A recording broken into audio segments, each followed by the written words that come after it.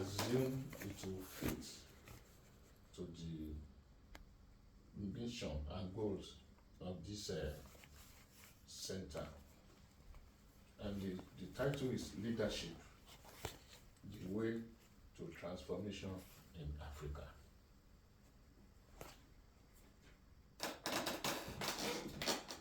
But if we are talking about leadership, we may ask ourselves, who is a leader?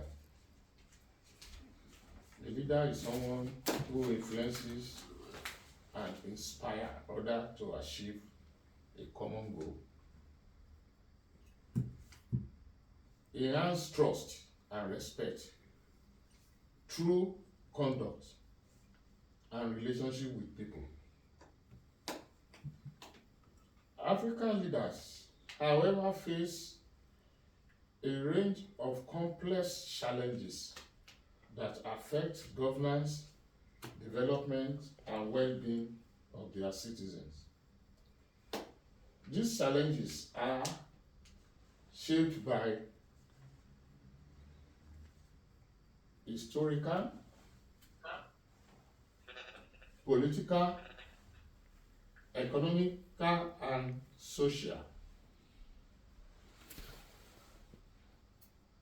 And more pressing problems faced by African leaders are, as enumerated above. We talk of corruption, misuse of public funds, bribery, and lack of transparency. Like my mentor used to say, Professor Tam David West, he said, in Africa, officials are no longer corrupt, but corruption is official. That is the problem we have in Africa. Then we also have poor governance and leadership. People now see leadership position as opportunity to better the lot of their immediate family. And as a result, they became dictatorial. They don't believe they are responsible to the citizen. So as a result, any opposition must be suppressed. Then we also have the economic challenges. We rely too much on export of our raw materials instead of us to add value to it. And part of it is also brain drain. Because when you export your best brain outside, you are indirectly creating economic power to the other people, while you will depend solely on them for direction. Then the issue of insecurity, that one cannot be overemphasized. You now see people, they are, some of those who are even ready to come back home, they are afraid to go back home because of security challenges. Those who have money are afraid to invest because you read so many bad news. Although most of the time over exaggerated, but one thing we cannot deny is that we have security challenges. We also have weak institutions. If you don't have money, you may not be able to buy judgment in certain instances. It's almost impossible for you to get your case argued for you pro bono if you are poor. So judgment is now meant for the rich, so those that can procure it. The other one is the colonial legacy. Yesterday I was treated to a dinner.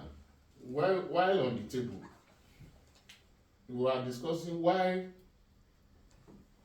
is Nigeria or Africa, why is Africa not working? I simply said, look, we don't have the manual. Those who balkanized the nation did that for a purpose. And as a result, they will continue to distract you. For example, Lagos to Benin, it's not more than 30 minutes. But they make sure that in Lagos you speak English, in Benin you speak French, making it difficult for regional integration. Meanwhile, in Europe, they speak different languages, but you could see that you can move almost seamlessly. But in our own case, they created that artificial barrier for us. The youth unemployment, brain drain, like I said, inadequate healthcare and education, poor funding of our infrastructure and the rest. Then the climate change, which now is pushing the nomads from the savannah desert down south, creating conflict. And as a result, we cannot even concentrate on major development. We now rely solely on survival. Then external influence and dependency. We rely, in some African countries, we rely heavily now on aids. What we can do on our own, we will be looking up unto God for manna to fall. And you now see us scrambling to share the manna. Then the influence of former colonial master and unfair trade agreements. Most of the time, when they enter into trade agreement with Africa, there are usually some hidden charges, which you won't know until you begin implementation. These are some of the problems and challenges faced by African leaders. We also talk about the electoral fraud and struggle for power, then infrastructural deficit and the rest.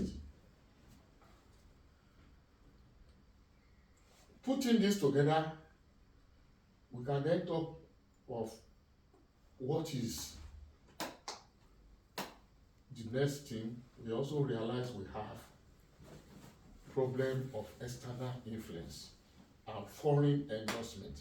Even in our universities, you have some of our researchers, until they quote a foreign author, even within the four walls of the university in Africa, until a foreign author is quoted, you don't believe that whatever position the author is advancing is genuine. So you always need foreign endorsement, and this undermines sovereignty and distorts governance priority and create over dependency. You now perpetually depend on them, because you assume that whatever you are doing is inferior to what you get from outside. And with that kind of mindset, there is a limit to how far you can grow. And the problem of all this is erosion of sovereignty, support for undemocratic regimes. Because if you are not doing well at home, in as much as your so-called development partners believe you are doing well, you won't mind the suffering of your people at home.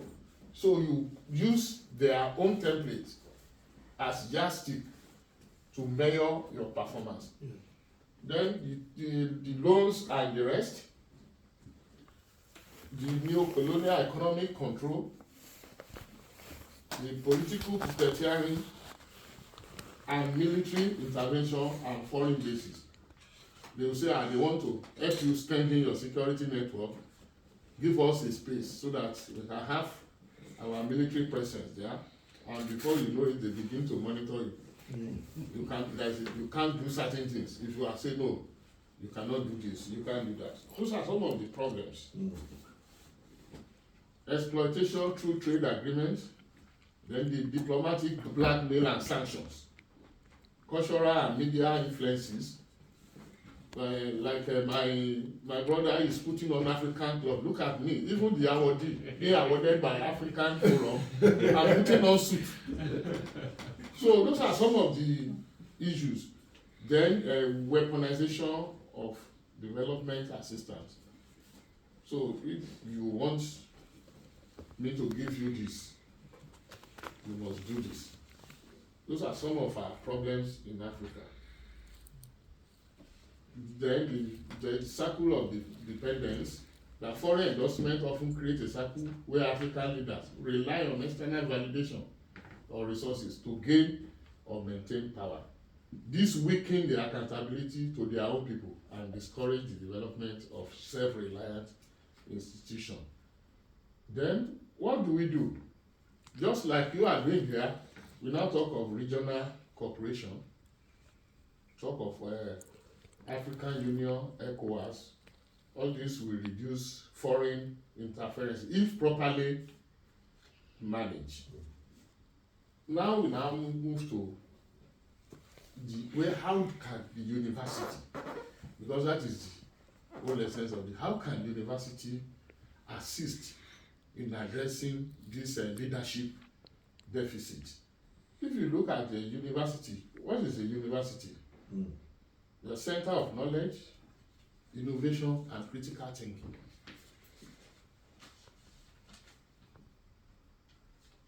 So, the role of university in solving this problem, they have highlighted leadership, education, and training, promoting ethical values and integrity, research and policy development.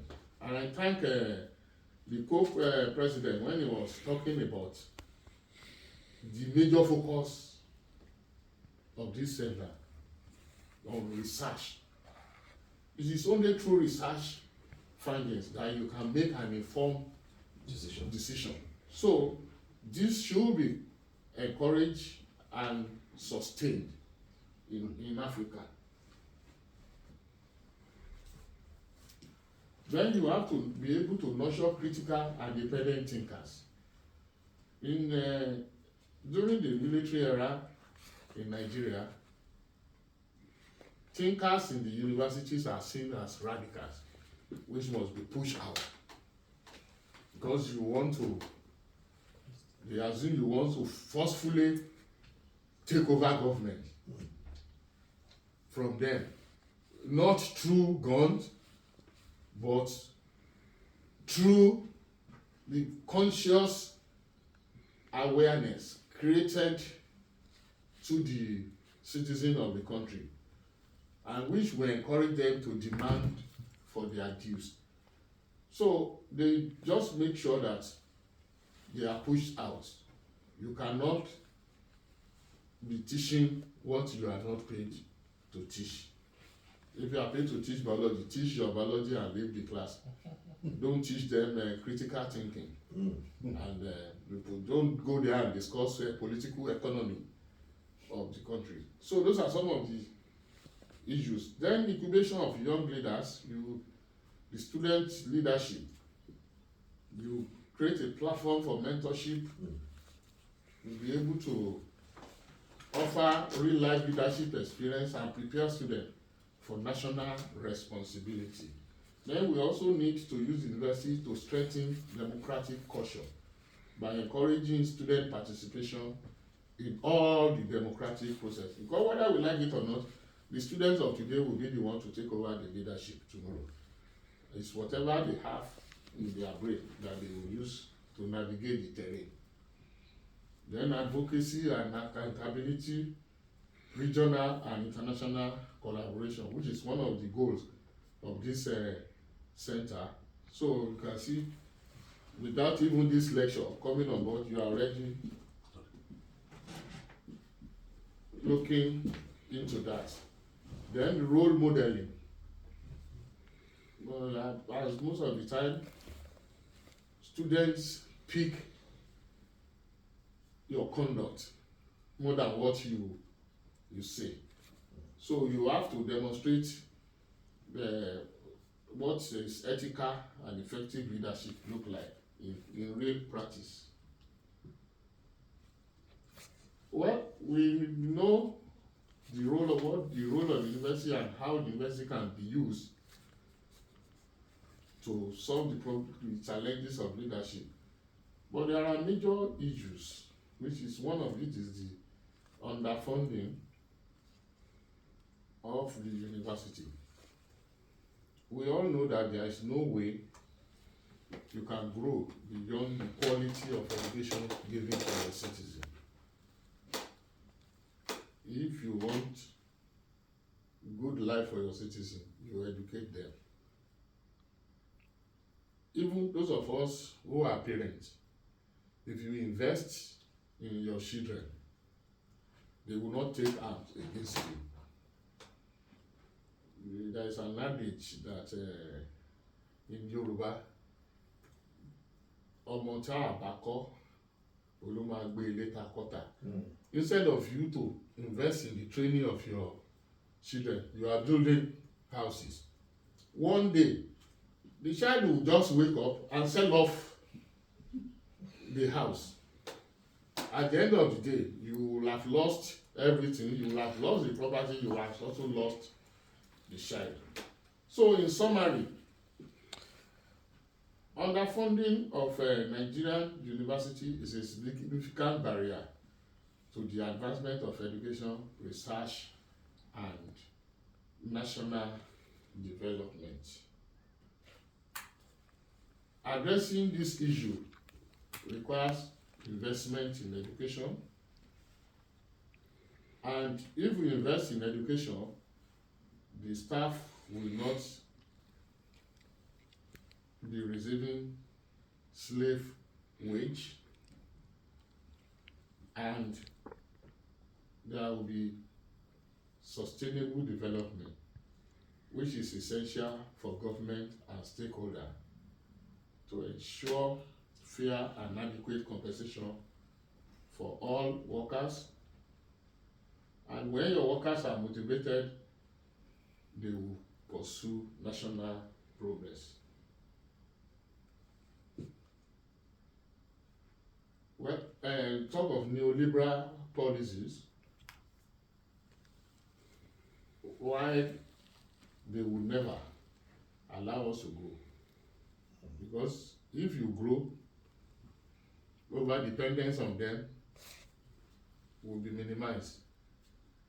And you know, Africa is a very big market for finished products. They will take the raw materials, process, finish the product, and send it back to you. But if you are allowed to think outside the box and become independent, then there will be problem. So education needs to shift from education as a commodity to education as public good.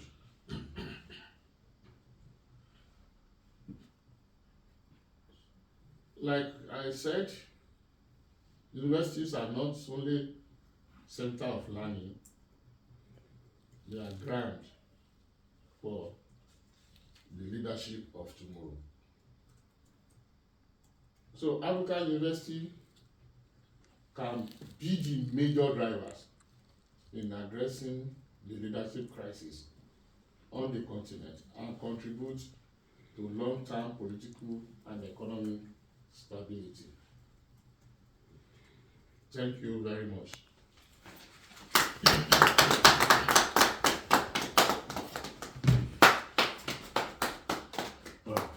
Wow. This is powerful. An eye-opening presentation.